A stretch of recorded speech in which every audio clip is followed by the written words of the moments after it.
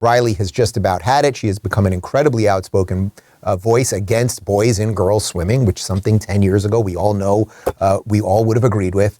Here she is at the Senate hearing, and it's rather extraordinary.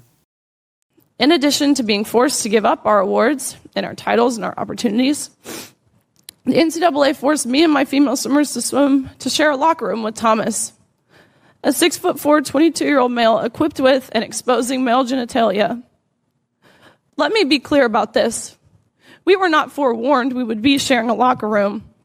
No one asked for our consent, and we did not give our consent. And I'll set the scene. A swimming locker room is not a place of modesty. You're undressing, you're fully exposed, and we were forced to take off our swimsuit in front of a man who was doing the exact same thing. If nothing else, I truly hope how you can see this as a violation of our right to privacy, and how some of us have felt uncomfortable, embarrassed, and even traumatized by this experience. I know that I don't speak for every single person who competed against Lia Thomas, but I know I speak for many because I saw the tears. I saw the tears from the 9th and 17th place finishers who missed out on being named an All-American by 1 place. And I can attest to the extreme discomfort in the locker room when you, from these 18 to 22-year-old girls, when you turn around and there's male eyes watching in that same room.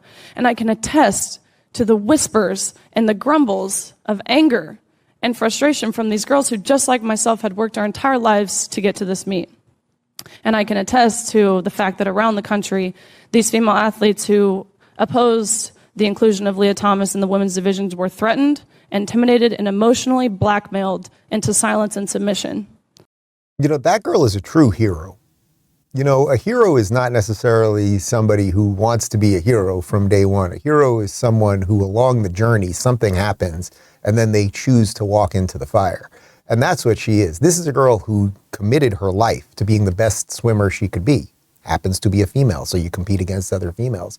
Do you think if you would have asked Riley Gaines 3 years ago, would you like to be, or do you think one day you will be testifying in front of the Senate because there'll be a guy in the locker room who will be beating you in swimming? She would say you're completely insane. Everyone would have said that was complete insanity.